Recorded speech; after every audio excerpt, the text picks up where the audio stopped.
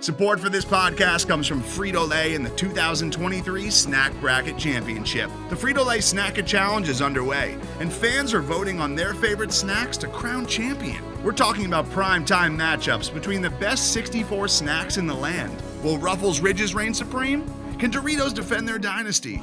Or will Smart Food use their smarts for a surprise upset? Only you can decide. Get in on all the action for a chance to win up to $1,000 or a year's worth of snacks. Let your snacks be heard. Just go to fritolaysnacket.sbnation.com to vote and enter for a chance to win. No purchase necessary. Sweepstakes ends April 3rd, 2023. Void where prohibited. Year's worth of snacks awarded in the form of 52 coupons, each good for one bag of chips. See official rules at fritolaysnacket.sbnation.com.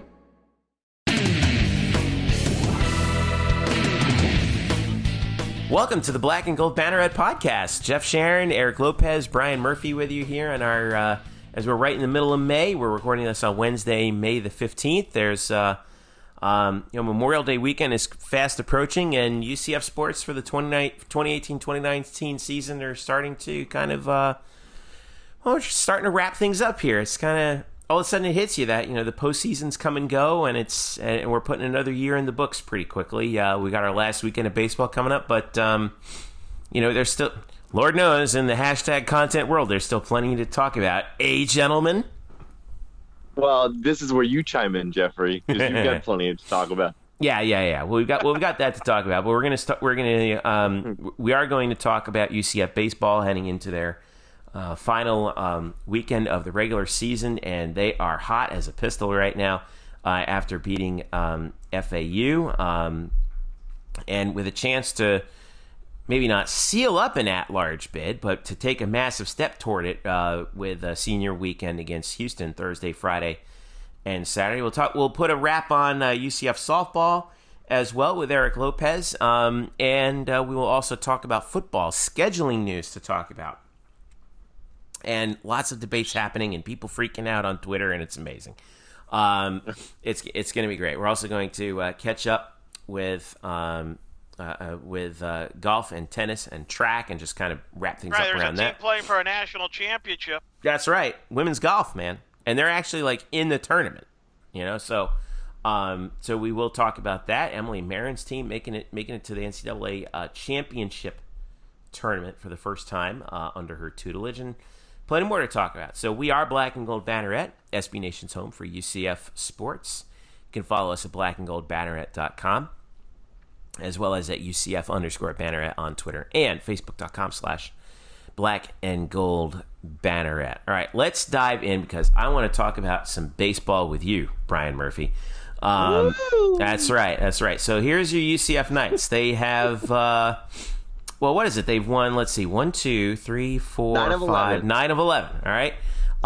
Including two straight against in-state ranked opponents. 8-7 against Miami last Wednesday, 13-10, a wild one down in Boca Raton on Tuesday, and they now head into their final 3 games of the regular season at home against the Houston Cougars. Thursday, it's a Thursday, Friday, Saturday because the AAC tournament in Clearwater starts on Tuesday, so they're trying to get everything kind of wrapped up. They never play games on Sunday. But the American looks like this in terms of baseball. UCF right now is 32-19, 9-12 in the league, currently in 7th place. However, their RPI took a big jump. They are close to 40. I think they jumped from 50 to 43. Is that right, Eric? I think you said earlier today? That is correct. Okay, so that's correct. So the win over FAU bumped them up 7 spots. And now I know that Houston is, not ranked at the moment, although, for their sake, Houston's 4th in the league, 31-20, overall 11-10, 4th place in the American. But that could still be a key. This is obviously a seriously important weekend for UCF if they can get 2 out of 3. Of course, that's always the trick. Can you get 2 out of 3 or sweep if possible? So, what's the goal here, Brian Murphy? What just tell us what's going to happen. if only we could predict baseball, we'd all be much richer people. I know, right? And it wouldn't be nearly as fun. Well, we should also point out, so yeah, they don't like Houston does not have a number next to its name, like because it's not ranked in one of the 6 polls that college baseball adheres to. I don't really adhere to the poll numbers either. I think they're kind of hogwash for the most part. But P5 bias. Sorry, I had to get that in there. Yeah, right. Anyway, the RPI for Houston though is 39, and so FAU's RPI going into last night's game going to the Tuesday night game was 34. Yeah. This is another really good opponent, and if you look at the D1Baseball.com tournament projections, FAU and Houston are currently in the tournament, whereas UCF, even after the win at FAU, is among the last 5 out, according to the projection on D1 Baseball. So Houston's a very good team. They're possibly a tournament team. They've got a top 40 RPI. These are gigantic games, not just to end the season, but to go into the conference tournament. I kind of look at it like this. UCF has at least 5 games left on their schedule. They have the 3 here this weekend against Houston, and at least 2 in the double elimination in the tournament in Clearwater next week. If they win 4 of 5, you feel really good. 4 of 5, you feel really good, no matter how you go about it. But that's what the aim is. Well, here's what I find interesting is if the season ended today, it's always our least favorite thing to say, but Yes. the 3 other teams that would be on UCF's side of the bracket in Clearwater would be Memphis, who is 9-11 in the league, 26-24. Tulane, who's 30-22, 11-9, and Cincinnati, who's 25-27, but 13-11. Now, that can go one of 2 ways. Obviously, if it looks like in the first round you'd go 2-7, so that would be Tulane in the first round. Cincinnati, 25-27, ew. I mean, like, pick your poison between them and Memphis in terms of hurting your RPI, right? I mean, is that well? It's they wouldn't say, they're not going to say this. The team won't say this, but it actually probably helps UCF to finish in either the 6 or the 7 spot than in the 4, 5, or 8 spot. So currently, right now, they're 7th. Mm-hmm. They are locked into the conference tournament. 8 of the 9 teams in the tournament, 8 of the 9 teams in the conference get in. The 9th team is left out. They're 2 clear of Wichita State and USF, who play each other this weekend. So whoever loses that series actually loses their chance to go to the tournament as well. The irresistible force meets the immovable object down there, huh? Yeah, it's already playoff baseball in the regular season when Wichita State and USF get together. But if UCF sweeps Houston, let's say, and things break right for them, they could advance as far up as 4th. They could go as far as 4th in the standings. However, I'm not sure you want to do that, because there is a juggernaut in this league. It is clearly East Carolina, a team that, yes, it was almost 2 months ago, but they swept UCF back in Greenville right around NCAA tournament time. Yeah, ECU is still good. Yeah, ECU is fantastic. They are looking like they're basically a lock for a host. They're going to host a regional. They might end up hosting a super regional, because right now they're somewhere around like the top. They're like 9 or 10 in most regional rankings. So if they get in the top 8, they might host super. That's how good they are. So, but if you stay out of the 4, 5, 8, you stay off of their side of the bracket. Mm-hmm. And you mention the teams that would be on UCF's side of the bracket if they finish where they are now. Memphis, they already beat in conference. UCF didn't win many conference series this year, but they did beat Memphis here. Mm-hmm. They beat Tulane. They beat Tulane on the road in New Orleans a couple weeks ago. 2 out of 3, right? Yeah. Yes, 2 out of 3. And if not for a 2-out, 2-strike, 2-run walk-off home run by Cincinnati, UCF would have won that game. UCF would have won that series too. Yeah. So we're basically talking about 1 pitch away from basically beating all 3 teams that they could realistically see in the conference tournament. However, if things break and they end up as the 5 or the 4 or the 8, then you're looking at a first or second round matchup in the conference tournament with ECU, and you don't want that right now when the number one thing you need right now is wins. Not to mention also Houston, who would be on that same. That side would be a murderer's row if that happened. Could you imagine? You do not ECU, want to be in that Houston, 1-4-5-8. Houston, and we know how good UConn is year in and year out. Possibly in the tournament. UConn. Yeah. Yeah. That's a brutal section. Yeah. So Well, here's the thing. Here's the thing. They got to win the Houston series this weekend. Otherwise, it doesn't matter.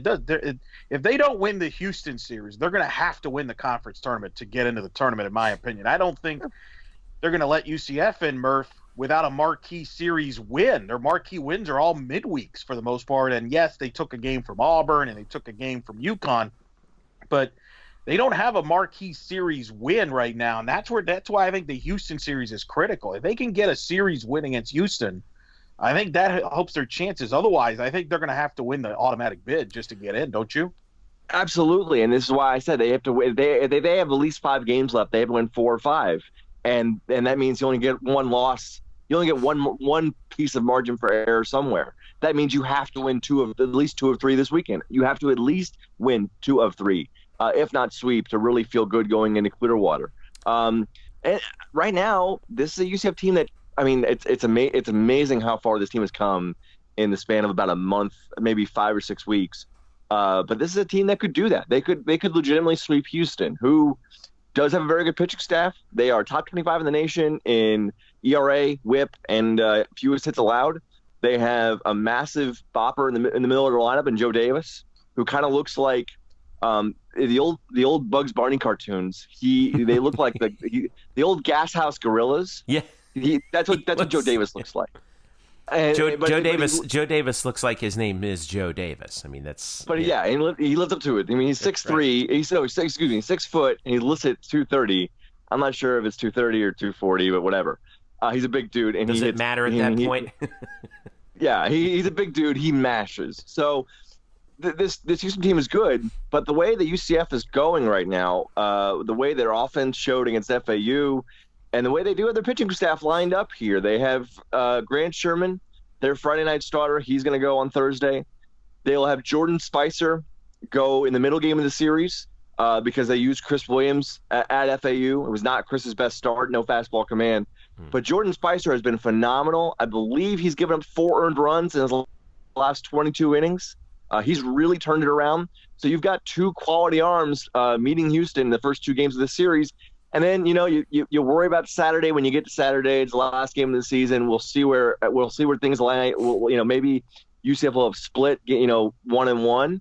And if they have a split going into that rubber match on Saturday, then it's almost all hands on deck. I mean, they wouldn't want to use like Chris Williams out of the bullpen, because they probably want to use Chris Williams to start game 1 of the conference tournament the following Tuesday. But if they have to for a couple innings, you might see him on Saturday. Interesting.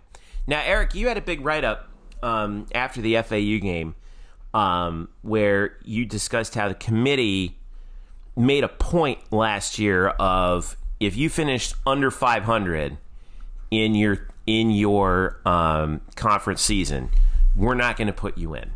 And right now, UCF, in order for them to finish 500 in the conference in the regular season, they would have to sweep Houston. Do you think that that's still the case? That's going to be one of the big questions on Selection Monday in a couple of weeks when they do that, because just reading up on a lot of people that follow this closely, this year's bubble is not as strong as last year. And so they're going to have, last year there was a lot of depth in the bubble that they could afford to do that. Basically say, look, if you're 500 or better in your league, we're going to put you in. That's not necessarily the case this year. The bubble's not as strong. So they might be forced to pick a few teams that aren't at 500 in conference. That's what we wonder. Like, I did an in-depth detail, as you mentioned. I broke down some of the bubble teams. And one of the bubble teams is UC Irvine. If you look at UC Irvine's resume, it does not jump out at all. It's not very good, but they're having a good year in the conference. And I think that's why, and Brian can speak to this, having lived on the West Coast there.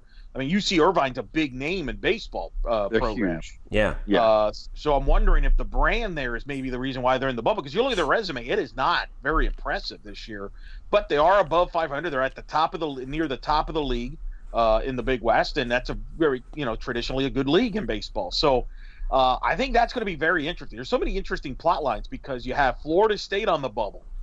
in Mike Martin's last year. Yeah. And remember how bad they were when UCF beat them a couple months ago, and their RPI was north of 100. They were awful, and then they've done really well in conference. When the ACC is a great conference. They're 16-11 in the ACC. The RPI is 57. I think they would get in based on Mike Martin's swan song and being above 500 in the ACC, but you never know. Florida's a team that's on the bubble. They have a great RPI in the 30s, but they're like 7 under 500 in the SEC. So to your point, they're Jeff, 10-17 in the SEC. Although their strength of schedule, which you put in there, they have the 5th hardest strength of schedule in the nation. Correct. So does the committee reward Florida for playing a tough schedule, or do they punish them for being under 500? I think Florida's, first of all, let's see if they get to the SEC tournament. If they do, I think they're going to have to win some games. But I think that's a great question, Jeff, that I don't, that remains to be seen. Will the committee continue the trend that they did last year, where they left teams, if you were under 500 in conference, you had no shot. Now, keep in mind, UCF last year was 13-10 in the American, which I thought was a stronger league last year. Went 0-2 in the conference tournament, so they finished 13-12. They didn't get in. That UCF team, I looked at it because I actually reread my article I did last year when I wrote about how I thought UCF would get in to the tournament and should be in. They have a stronger resume last year's team did than this year's team does. But because the bubble is weaker this year, UCF, if they can finish strong, to Murph's point, I think they could slip in. So it's a very weird – this is one of the strangest college baseball seasons ever, because you're only going to have one team hosting the state in all likelihood in Miami, and you've got Florida and Florida State on the bubble. You got teams like Virginia and Clemson, who are perennial powers, on the bubble. It's a very bizarre year in college baseball. Yeah. Well, I mean, at least at this point, as we look at the games that are coming up for for teams in the American. By the way, Memphis and ECU are the ones who get to wrap the season against each other, so we'll probably be keeping an eye on that. But in addition to everything else, and you mentioned Wichita State, South Florida, the team that kind of has the bye week is Cincinnati. They play Xavier, by the way. I think that the conference tournament is again going to maybe play a little bit of an outsized role in determining which bubble teams from the American do get in. And I think you put in your article too, Eric, and I wonder what you thought about this, was one of the really interesting teams, I think, in the 12 or so that you listed was Illinois State out of the MVC. They're 30-21. They're 12-6 in the conference. They have an RPI of 25 and a strength of schedule of 31. And yet they're on the bubble because they're in the Missouri Valley, right. And I based the bubble teams based on who I saw D1 in Baseball America have as far as last teams in and last teams out. Yeah. So that's why that's what it's based on. Yeah. So and four teams from the American that you have there: Tulane, Houston, UConn, and UCF. One of those teams very well may play themselves into the tournament in Clearwater. Well, and that's going to be that's the other interesting thing. Tulane's near the top of the American, but their RPI is in the 80s. So, now last year the committee put in Washington, who had a ridiculous RPI. I think they were like in the 60s, I want to say, in the RPI. I remember that drew a lot of controversy, but they were near the top of the Pac-12. So, it goes back to the narrative, that the initiative that the committee wanted, which was reward teams for playing well in the conference. So, do they reward a team like Tulane if they were to make a deep run in the conference tournament despite the high RPI? I don't know. I think, to me, that's why I go back to what I said earlier. I think UCF has to win this Houston series. I don't see the committee putting in a UCF team if they're like 10-14 in the American. Not this year, because I think at that point they would rather. At that point, I think if they're going to put teams under 500 in a conference, I think they're going to do it probably in the SEC or the ACC is my guess. So I think UCF, you want to be as near to 500, if not above, as much possible. And I think based on what you do against Houston will dictate on what you need to do in the conference tournament. Because if you don't, let's say they don't win this series against Houston, you're going to have to win the conference tournament. If they win 2 out of 3, you may have to win 2 to 3 games in Clearwater and maybe make a deep run anyway. So you just don't know.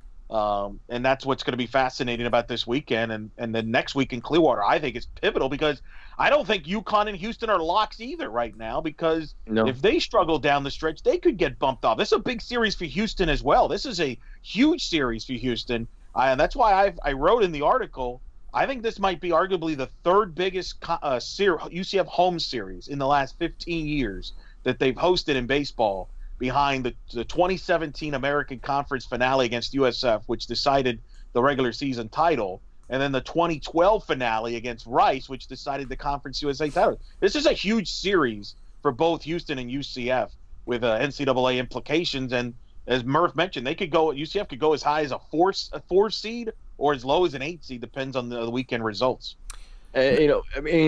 Houston. This is really both teams controlling their own destiny for postseason success. Is this a loser leaves town match? Yeah, probably. I had to get that in. Well, with Houston, they have a little bit more leeway, but with UCF, it probably is, unless they make a massive run. And again, I will state again, even if UCF wins 2 out of 3, they need to win probably 2 games in the conference tournament minimum. They need to win 2 there. They can't go 0-2. They probably can't even go 1-2. They got to win 2. Okay. All right.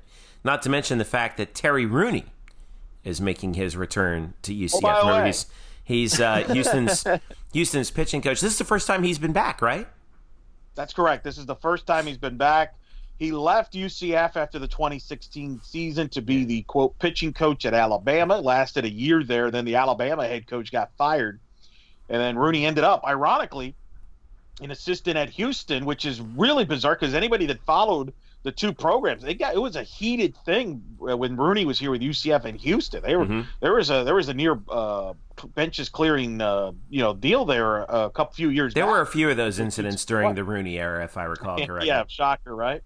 But he left, and then in came Greg Lovelady. So yes, this will be the first time that Terry comes to UCF since he left at 2016, and obviously didn't end well, as I wrote about on the Black and Gold Banner. I went really in depth about the highs and lows during the Rooney era, and it's unfortunate we've forgotten the highs because this was at one point they were a win away in Coral Gables in 2012 from going to the Super Regional.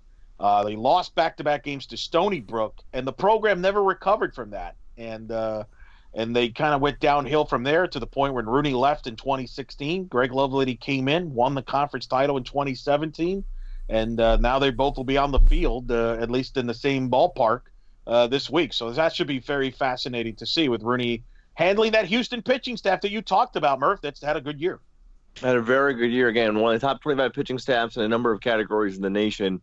I'm sure there's nothing that Terry Rooney would like more than to have that pitching staff shut down his former employer and keep them out of the NCAA tournament. Yeah, well, we'll have to see. Again, it's a different schedule for the series. It's all games are at 6:00 Eastern, Thursday, Friday, and Saturday, and they're all on UCFnights.tv. By the way, we will find out on Saturday who's playing where and when in the conference tournament in Clearwater. So I don't know, boys. What do you think? We'll do like a quick little preview because I'm going to have to. I know that at least Murph, you're going to go down to Clearwater, right?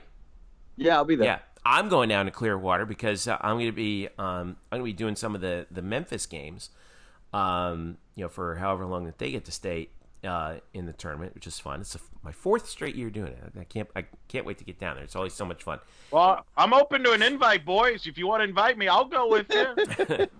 Let's all do a Banneret special from Clearwater. You know what I'm saying? I mean, we could do it from right there in the concourse. Maybe we could do it from Frenchie's. Frenchies. Yeah, man, Frenchies. Please. You and Brightwell always talk about Frenchies on the broadcast. Yeah, because they keep getting peppered with long fly balls to left. Why not? So, all right. I will not lie. After UCF went 0-2 last year in the conference tournament, I spent some time at Frenchies after that second game. It was very good. You probably weren't the only UCF affiliated person who was doing the same thing. All right, we're going to take a break. When we get back, we're going to talk about some football, and we're going to talk about specifically scheduling. And I don't know, how good of a poker player is Danny White? We might be finding out here in the next couple weeks. Stick around. The Black and Gold Banneret Podcast is back after this. Today's episode is brought to you by Cars.com.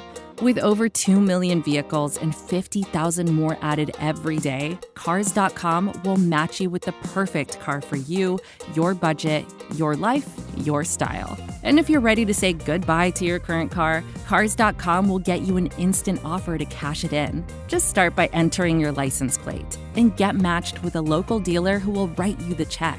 So whether you're looking to buy or sell, just go to Cars.com. It's magical. Welcome back to the Black and Gold Banneret Podcast. Jeff Sharon, Eric Lopez, Brian Murphy with you. You can follow us individually on Twitter at Jeff_Sharon, Eric Lopez Elo, and Spokes_Murphy on Twitter. And follow us collectively at UCF_Banneret. All right. Time to talk a little football in May, because, why not? Some scheduling, some flaps having to do with scheduling here, boys. The news broke on Tuesday that South Florida has scheduled a 2-for-1 with the University of Miami. The 3-game series would start in 2025. They play in Miami at Hard Rock, or at least the stadium currently known as Hard Rock Stadium, in 2025 and 2028. And then they play in Tampa in 2027. This was met with widespread consternation on UCF social channels, and a lot of pointing and laughing by USF people, I would imagine, too.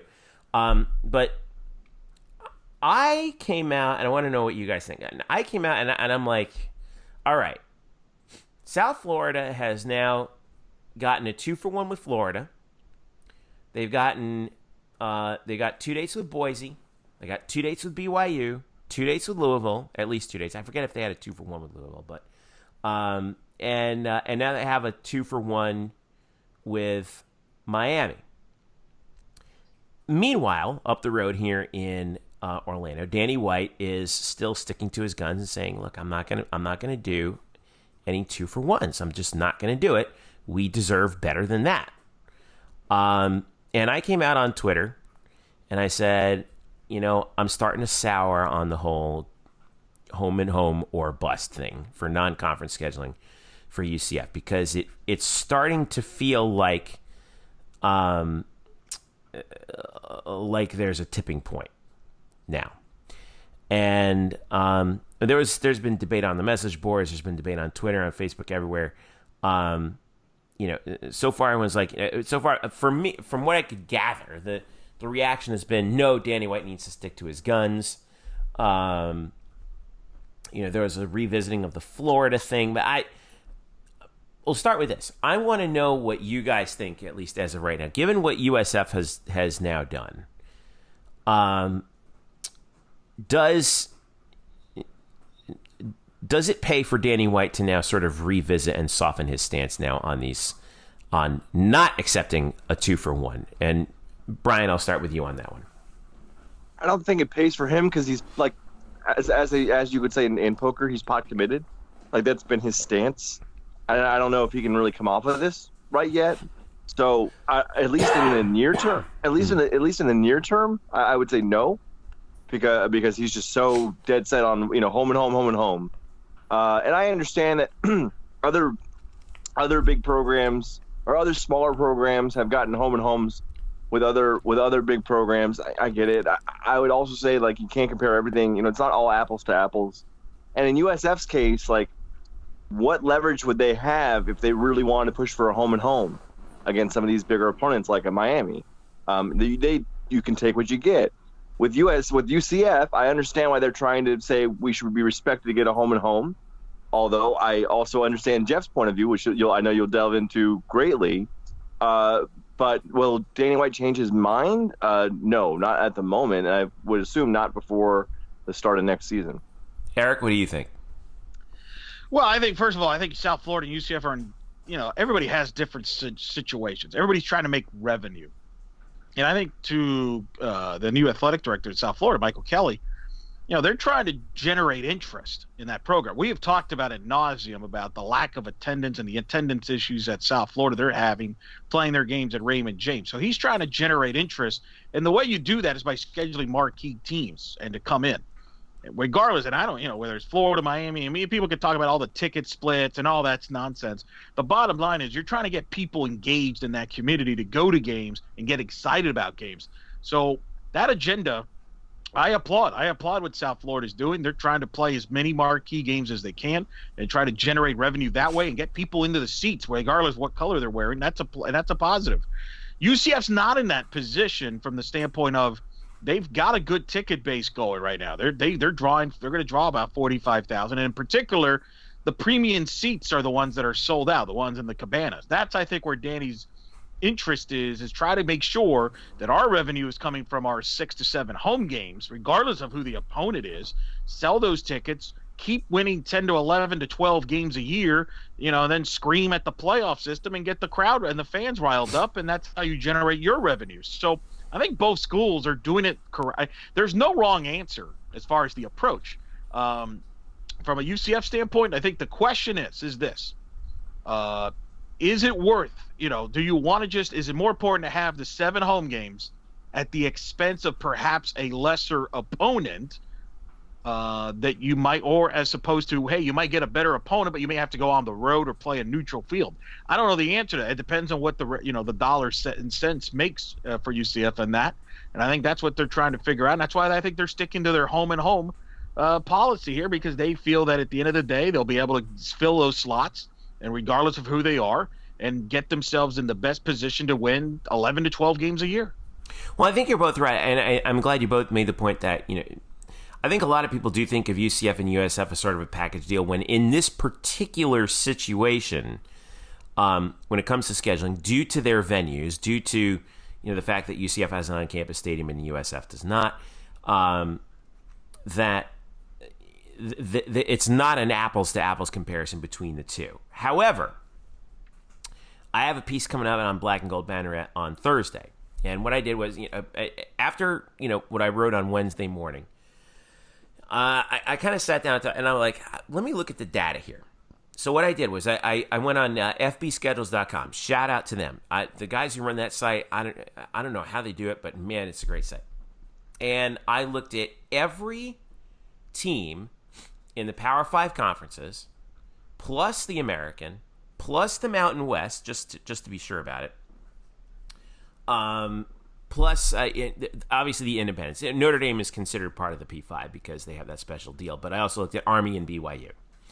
And I wanted to look at – all the 2019 schedules are set. But I wanted to look at an extended period of time. So I looked at a 10-season span from 2020 to 2029. And I wanted to see how many of these schools – there's 91 schools in total that I looked at – how many of them have slots open, how many of those slots are open. Now, and I wanted to calculate what percentage of their non-conference schedule inventory does each team have filled and have open, right? So I plugged in all this data today, and I found some very interesting trends to look at, all right? UCF, I found out, is actually in some serious trouble schedule-wise over that 10-year period, because the Knights right now have the lowest percentage of their non-conference schedule inventory already filled out. Only of the 40 games, the 40 potential non-conference, and by the way, this doesn't take into account any potential conference changes in the middle of the decade or any of that. Of the 40 games that UCF has in that 10-year period open, they've only scheduled 17.5% of them. 7 out of 40. All right? That is, of the 91 teams that I looked at, again, Power 5 conferences plus major independents, Mountain West and the American, that is the lowest percentage of those 91 teams. The next lowest, by the way, Nevada and Utah State have scheduled only 11 of their 40 games, 27.5%. SMU and UConn have scheduled only 13 of 40, 32.5%.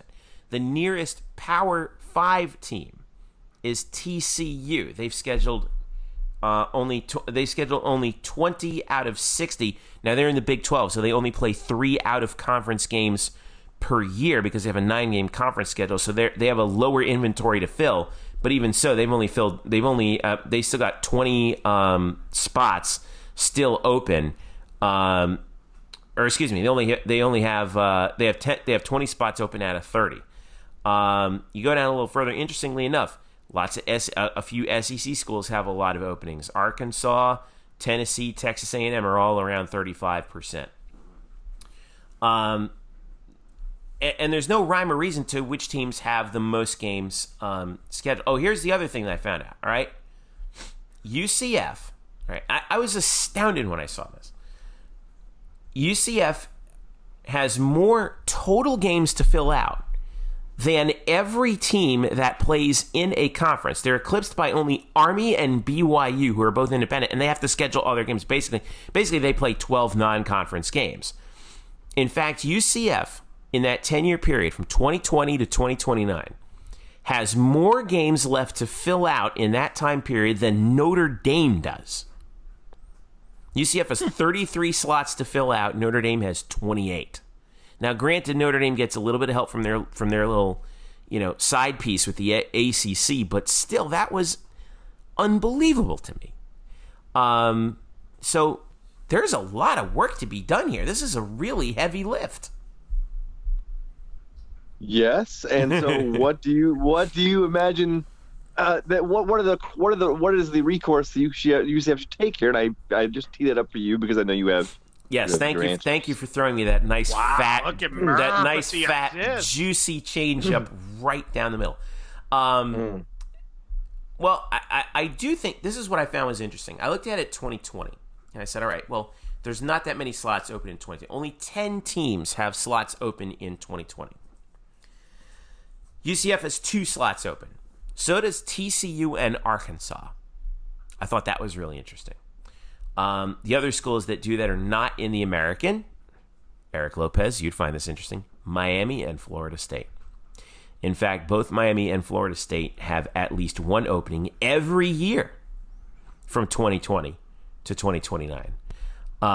So if UCF wants to fill out that 2020 slate, and I'll double check who they have on there right now, but that is, they could go get an in-state opponent. But I think if you're going to do that, I do think Danny White is going to have to soften his stance on 2-for-1s. Now, I don't think he should accept a 2-for-neutral, where the neutral site would be, they play 2 games at, what have you, Miami, Gainesville, Tallahassee, and then they play the 1 game at Camping World. I don't think that's right. I think you should do a 1-1-1, and if Florida ended up, and if it was true that Florida offered them a 2-for-neutral, then Danny White was right to turn that down. But I think you got to kind of throttle that back a little bit, because there's a lot of work to be done here, and you're gonna have to find a way to compromise somehow. I know you said, Brian, that he's way out over his skis. And by the way, I should mention in 2020, UCF has 2 ACC teams already scheduled, North Carolina and at Georgia Tech. I think the Georgia Tech game was moved because of the hurricane. And I also don't know whether or not they're trying to move that Carolina game that we lost to the hurricane in 2018. But other than that, it's just 2 games against Louisville in 21 and 22, Georgia Tech in 22, and then North Carolina in 24 and 25. That's a lot of inventory that you gotta pack up and ship. And the problem is he doesn't have the leverage, because the marquee programs are not. I mean, first of all, let's make this clear. Since the on-campus stadium open, it wasn't like the droves of power programs were coming to play here to begin with. All right. I mean, you had a South Carolina that came here, which was basically a 2-for-1 de facto series with South Carolina. And that was pre-Spurrier when that was signed, actually. In fact, I remember because I was in that presser in that South Carolina game, and Spurrier's like, yeah, hell, hey, and I know now I would never agreed to play here. I'll tell you that. Some deal there. Texas came here in the first game of the buildings deal, and that was kind of a weird 2-for-1 that never actually materialized. And outside of that, you had Miami that one year at home and home. You had Missouri, which nobody cared about. I mean, K-State. You had BYU. K-State never came here. That was like a one-off. Oh, that's right. That's right. I think they may have bought out of that one. I forget. They bought out of it because I think the Big 12 schedule changed. Remember, that was right around the time when the Big 12 was going through a lot of changes. So they kind of got themselves out of the game. Penn State was wink, wink. Was supposed to be a home and home, but magically that UCF home game turned into a game in Ireland. So close. Yeah, absolutely. I mean, when you think nearby neutral game to Orlando, I think Ireland. So it's not like these marquee teams are coming here to begin with. And then you add what's happened the last couple of years on the field with the success, and certainly off the field with the chatter and this, whatever you want to call it. By the way, I should mention also, forgive me for interrupting, but I should mention Mizzou and NC State, because remember when NC State came here, they had Russell Wilson. Is that right? Correct. Russell Wilson was there. I was there for that game. Correct.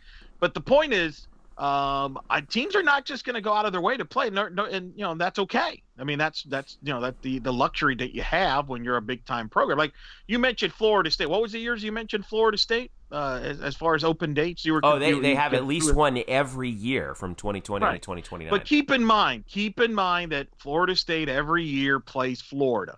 So in reality, they're only looking for one other game that maybe is marquee, two tops.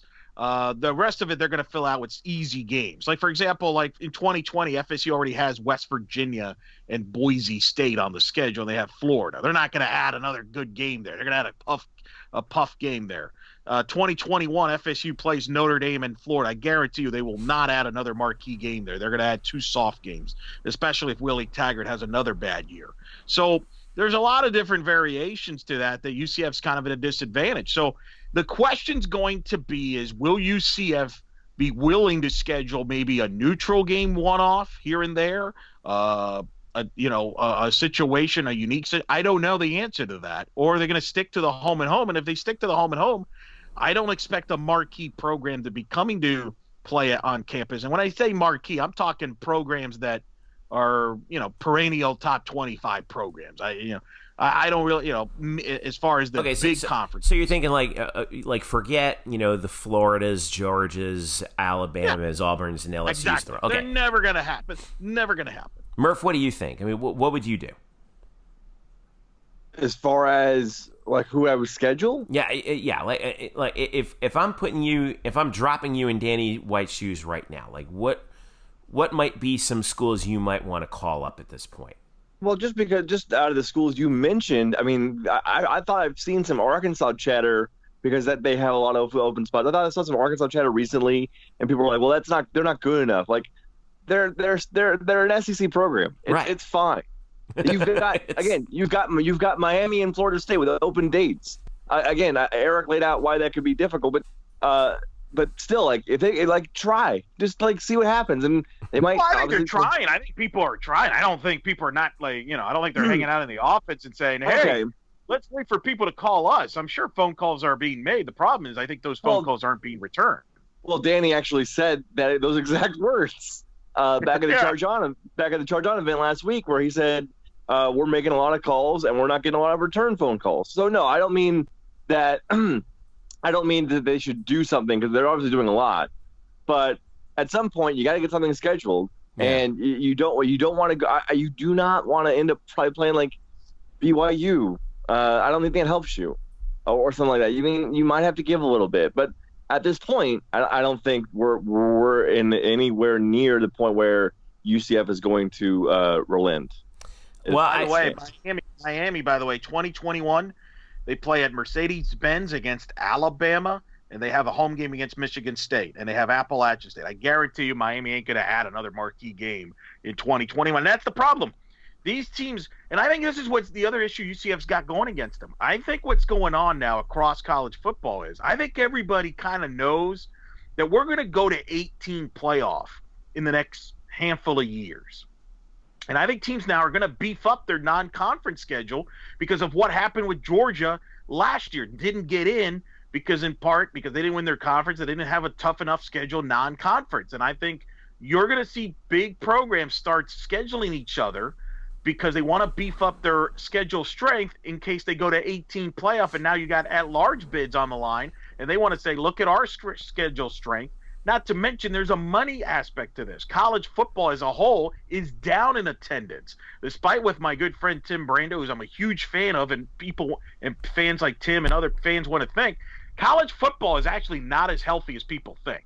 It's not as healthy as people think. People are not going to seventh home games anymore. They're not going to go see teams play FCS teams anymore. And I think schools are going to have to adjust and try to get the fans to spend money. And by doing that, you have to schedule some marquee games.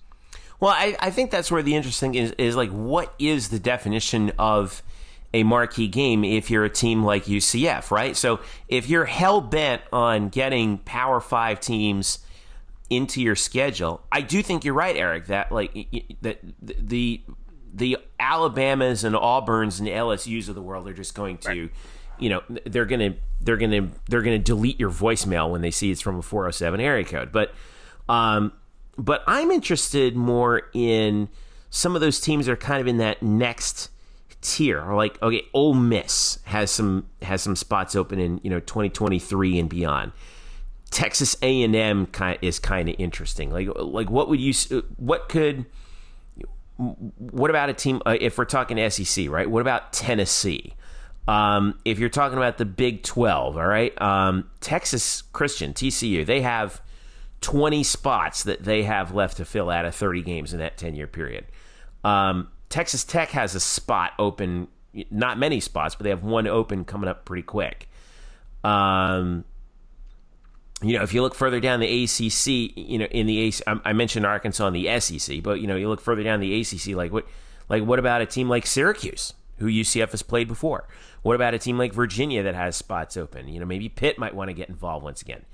I think that sort of, that's where the fat part of the bullseye is. If you're Danny White, like you're not going to get Penn State out of the Big Ten. Right. You're not going to get Ohio State unless they're really desperate for a game because somebody canceled or whatever. But what about Rutgers? But the problem is, who's going to be excited about Rutgers? You know what I mean? I know that's the thing, right? and then they're like, okay, they're selling the idea of, well, we're playing a Big Ten opponent this year. Let's say they schedule Rutgers. I know that the folks at UCF in the marketing department who do a dang good job, they're going to sell the idea of Rutgers. Hey, Big Ten, right? But the typical cynical UCF fan is going to be like, come on, Rutgers, like. Well, it's not even the UCF fan. I think it's going to be a lot of the national media now. It's going to be like, wait, you guys have been talking all this game, and then that's what you'd come up with. I think there's going to be some scrutiny outside. That would kind of be like Florida scheduling Colorado. It's sort of in the same way. Like, they play football in a P5 conference. Sorry, P6, whatever. I don't know what the branding is. P7. Shout out to Andy Seeley. That's true. Go Mountain One. Go Mountain. That's right. Mountain West. Mountain West. I almost went Missouri Valley because I was still worried about looking on baseball.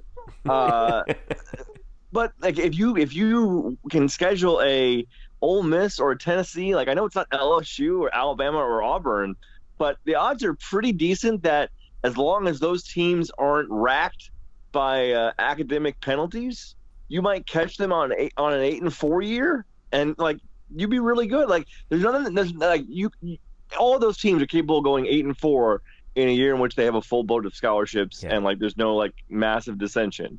Again, you have to preface all of this with the SEC because there's a lot of dirtiness. Well, you bring up an interesting surprise. point. Let me ask you both this, because I don't understand. Nobody has ever given me a clear answer on this. Why does football is the only sport where we have to schedule like a decade from now? Like college basketball has to fill out 15, 18 dates a year, I would say, if you don't count conference games. And they do it on for the most part, a year-to-year basis. Baseball's the same. Baseball, you got to fill out, 30, 20, what? How many non-conference? 30-some games? Baseball makes their schedule mostly 2 years out. Like Lovelady was telling me a couple of days, and this is on the record, he was telling me that he's made most of his 2022 schedule is already done. Okay. All right, so a couple of years. Yeah. So a couple of years. That's fine. Let's go with that. I think that's fair, which is fine. Why does football have to? Why are football programs scheduling games in 2030? This is the problem because, like, I mean, everything could change in 2030. To be fair, and I've done the research and I've looked at the data, and that's not entirely. Teams aren't scheduling games in the 2030s left and right. It's extremely rare. All right, but give me, 2025 we see, right? 2026. Look what Florida just did with Texas with its 2029. Right. Well, what is this? Well, here's the one I thought was actually kind of funny was the team that has its non-conference schedule of the 91 teams I looked at, the team that has its non-conference schedule the most wrapped up is Virginia Tech. They have every non-conference game except for one already scheduled between 2019 and 2029. They have one slot left. Yeah, I know. They have that one 2025. They have one slot left. Right now. One slot left, guys. Give the Hokies a call. Hey, what do you got? Justin Fuente, right? Yeah, he's from Memphis. So, like, can you go to, like, the Virginia Tech 2029 schedule and, like, give me one of their non-conference games? Yeah. Well, let me try and get it. Just imagine there is a 7-year-old currently who will be on the roster for that game. That is ridiculous. In 2029, by the way, their latest game schedule. They have they're scheduled to play Notre Dame on September the 1st, 2036 in Blacksburg. We'll all be dead by then. Right. By the time will have melted. By the time North Carolina showed up, they were terrible. So yeah, you might schedule next week that might look good, might look terrible in 5-8 years from now. You know what I mean? Like it's just kind of crazy. If UCF were to schedule Boise State, which I think is going to happen, who knows if that's a good game or not in 5 to 8 years? Who knows? Yeah. Same thing with BYU. Same thing with Stanford. Same thing with Maryland. But if you get an SEC team like in Arkansas, you've got a chance of them being decent in the best. I agree, Murph. I think you have a higher batting average there. In the best conference in the country. Yeah, you have a chance. By the way, Virginia Tech in 2030 has all 4 of their games slated out as well. They play Arizona. They are at Liberty. They're at BYU, and they're home for Old Dominion. I just thought sounds like a murderer's row to me. Well, remember they got beat by Old Dominion earlier this year. Yeah, they might want to buy out of that. They might. No, well, they play them every year from 2022 on out. Well, maybe that's an in-state thing, or yeah. Well, it is in-state. But I'm sorry, Murph. Go ahead. No, I was gonna just piggyback on Old Dominion can't wait to get, or Virginia Tech can't wait to get revenge in 2029 yes. against Old Dominion. Yeah, they're gonna buy out of that Old Dominion game. Murph makes a great point. The problem is if you schedule hypothetically a Rutgers, the odds are that they're not going to be good. Historically, that would tell you that's not a good game. So yeah, but that's the risk you take. I mean, it's right. But what Murph is saying, you're better off gambling on a lower-end SEC program that has more resources that can be good than you do a Rutgers who is not going to be good. I think that's what 2 years ago, when UCF played Maryland, Maryland's not good. Nobody was surprised that Maryland wasn't any good. I don't care if they had injuries. They're not going to be good as long as they're in the Big Ten. I'm sorry. Who's not going to be good this year is Stanford. I mean, right? it's just the way these things break. Yeah. It is. I do wonder if the West Coast, maybe there might be teams on the West Coast that might be more willing to play UCF at UCF like a Stanford, because it's a chance to get a trip down to Florida and have a chance to maybe recruit. Yeah. Mm-hmm. Well, okay. Now I found that also to be interesting, because when you look at the Pac-12, you have I thought this was bizarre. Did you know Colorado has filled out everything in their slate except for 2 games? Now the Pac-12 only has the Pac-12 teams only play 3 non-conference games because they play 9 in-conference games. But you got schools like Cal that have a lot of openings. You have Oregon State, USC has 16. And actually, the team we were talking about this off air, the team that actually really kind of piqued my interest was Washington, because they have 17 games that they have to fill out of 30. Starting with 2 in 2022. So, like, I would give Chris Peterson a call. I mean, why not? I mean, I think that, I mean, yeah, I know it's a long trip, but we know actually from the past that Washington is not afraid to make this. I think they played down in Miami a few times, haven't they? Yeah, I mean, they played in the Orange Bowl. Right. And the thing is, the Pac-12 teams might be more willing to play a UCF because the Pac-12's image right now is not very good, and so you might let's just leave it as. So that. why would that? Well, let me ask you this though: why would that help? Wouldn't that only play into that narrative for them? No, I mean, you play a better teams. You try to maybe get into the state of Florida and recruit and get better players. That could be your kind of avenue. I think that's why Stanford scheduled this, I'm guessing. So that could be a part of it. You schedule, UCF or whoever and try to schedule. Who knows? But I do wonder if in the future UCF has a more westerly schedule, because I could see teams in the South not playing UCF for a variety of reasons, whether it be I have no interest in doing a home and home, I don't have an interest in playing them because they could beat us, or I really don't like how they've acted the last couple of years. I think there's a variety of reasons why I think a lot of the South schools will not play UCF, in my opinion, but we'll see. Time will tell. I don't know. I don't know about that so much. I think business is business, and if teams perceive a lucrative matchup from UCF, they're going to try. They're going to try to actually get. I don't think that people. But are going to be. I don't think any athletic director in the SEC is going to be like, you know what? I would have played UCF, but because of Danny White on Twitter, I'm not going to now. That seems ridiculous to me. No, they won't do that. No. Well, we'll see. We'll see what the schedule looks like. Yeah. So, all right. Okay, and like also like. Just in a general point of view, people getting worked up for, like we mentioned it a little bit, people getting worked up for games that are 9 years from now and like talking about if it's good or not for the conference, it's such a non-starter conversation. It's really like I thought that I don't want to name names, but there were a few people in UCF media land who were just feeding the red meat to the dogs, and over this, I'm like, come on, guys, that's a stretch of a take. And by the way, South Florida's doing nothing wrong. They're not hurting the league. If anything, you would argue they're helping the league because they're going to get some marquee games. And if they win those games, that helps the league. Just like Cincinnati recently, I think scheduled, they're going to play at Notre Dame on a one-off, I believe. Yeah. Is that anything? What's wrong with that? Like, everybody has a right to schedule however they want to schedule. Mm-hmm. Who the heck are you to judge them on how they're scheduling? If they want to do 2-for-1, good for them. I mean, they got to do what's best for them. And I think Michael Kelly in South Florida knows what's best for them. And just like Danny White, I'm sure knows what's best for UCF. I don't think there's one wrong answer or one right answer, to be honest. But it makes for such great hashtag content, Eric Lopez. That's what it makes for. That's just absurd. People are knocking USF for scheduling like Miami's in Florida. Like, good for them. We got to find a way to fill minutes and column inches in May. I know. So we have this. Because like football. Can't wait till we break down that BYU future series. Oh boy! All right. Provo. Ty Detmer ain't walking through that door. LaBelle ain't walking through that door. The most overrated college football program in the planet. Brigham Young. Oh boy! This is too. We've gone too.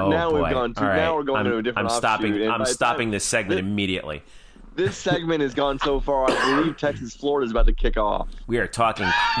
We are throwing shade at Brigham Young. All right. When we get back, we'll wrap up a couple other things. We will wrap up one more time in English. Wrap up softball with Eric, and we'll also look ahead to women's golf in the NCAA's coming up. This is the Black and Gold Banneret Podcast. Back after this. Welcome back to the Black and Gold Banneret Podcast. You can follow us at blackandgoldbanneret.com. Jeff Sharon, Eric Lopez, Brian Murphy with you. So we're going to wrap here by bidding farewell to a few sports on the season. Softball, a bizarre situation in the American Athletic Conference Championship, which we thought might happen, Eric Lopez. We did predict this. You and Murph, the meteorologist. That's right. Said there was a chance that they have some trouble. And Eric Burris, we're coming for you, man. We got the Knights lost in the quarterfinal on a late home run to Wichita State. They were eliminated, and then I think it was from the semifinals on the whole tournament got wiped. because of the weather. They didn't even finish the last quarterfinal game at all. This was a botch from the beginning. Talking to but what are they supposed to do? Like, yeah. Well, I'm going to tell you if you just give me a second here I can explain, because I talked to people. I was working the phones here, Jeffrey, as the softball Woj. Yeah, he's buying into his own nickname now. I love it. Next thing's the Twitter handle. Anyway, go ahead. The only thing I got to work is like some cute tweets like Woj did at the draft, where he doesn't give away the answer, but basically teases the answer, which is phenomenal tweets. But no, I talked to people in Houston and around that the coaches wanted to move this up to Wednesday to start the quarterfinals because they knew the weather was going to be bad Thursday and Friday, and the league said no. And part of it was, I think, one of South Florida was not in town yet, and things like that. Well, that's kind of a problem. Yeah, but we had the same. That's problem. Your one seed. But we had the same problem in 2017. Where there was threatening weather, and they moved. What they did was they played 2 quarterfinal games on Wednesday, and they played the other one on Thursday, because South Florida that year also didn't travel until Wednesday. So they played the South Florida quarterfinal game on Thursday, and they played the other 2 on Wednesday to get them in, and they didn't do that. And then what happened was, they got the 3 quarters in on Thursday, but then it got rain during the last game on the Thursday, and then Friday there was flood warnings, and the city basically the campus shut down and things like that. So that ruined Friday.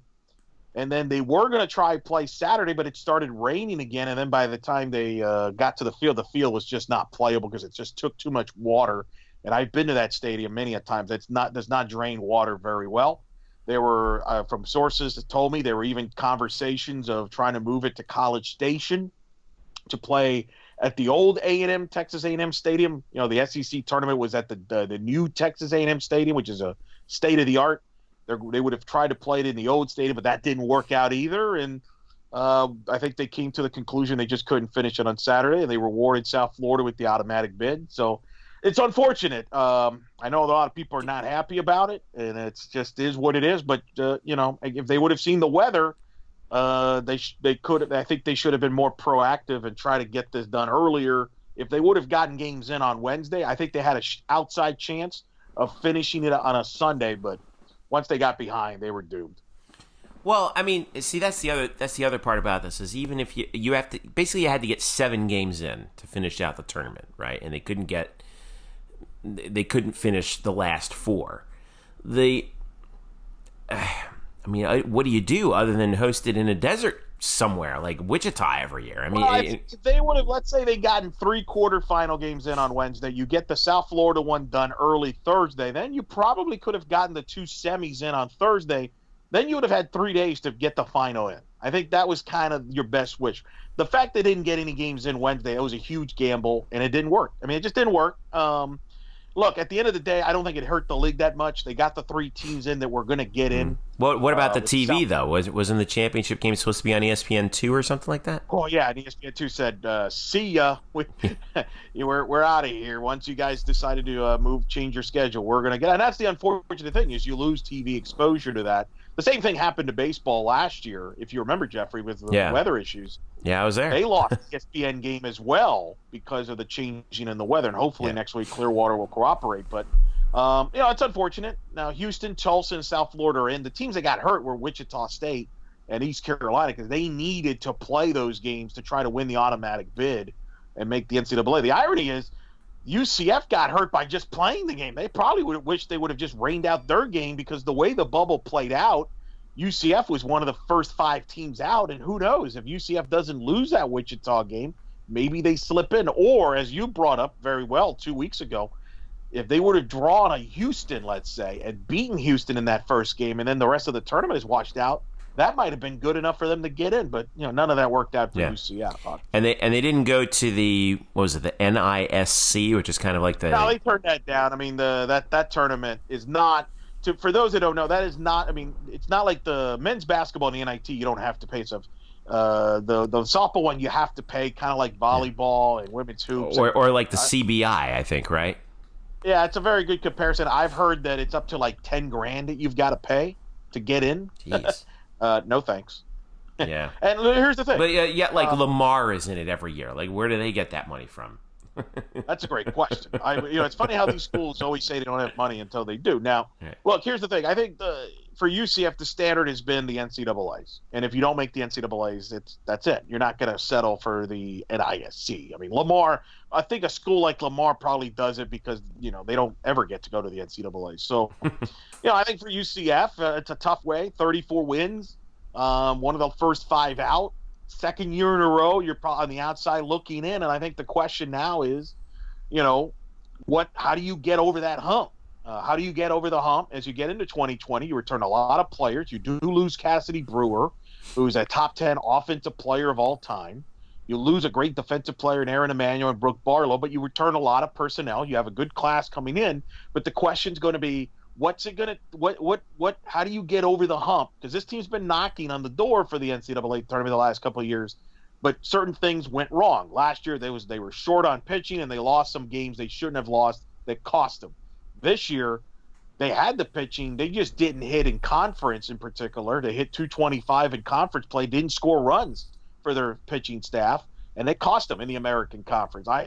They go in 1-8. Against South Florida, Houston, and Tulsa. Those were the 3 teams in the NCAA tournament that cost them. The turning point was in the Wichita State series in the bottom of the 9th. They had 2 on and nobody out. They try a bunt. The ball is popped into the air.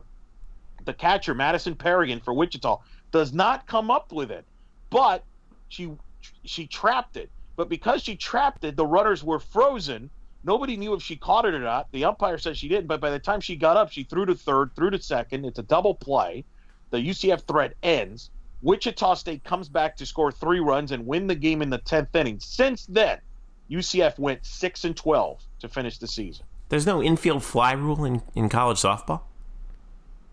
The ump had a late call on that, and that's the thing. There was no call and anything like that. So it was all botched, and so they just didn't finish the season strong. That's the way the cookie crumbles. Jeez. Pretty much 6-12 to finish the year, 1-8 against the top 3 teams that are going to the NCAA tournament. If you go 3-5, 4-4 in those games, UCF's probably playing in Gainesville this weekend in the region, and I would be getting ready to head out there, or may already be out there. I might be calling. I'll be talking to you right now from Gainesville. Yeah. Well, as it is, the season's over. But check out. I actually asked Eric 5 questions. We're going to call this the summer exams. I want to hopefully do this during the summer with every sport, where I would ask questions about every UCF sport over the summer. Just some key questions that were kind of on my mind. Maybe they're on your mind too.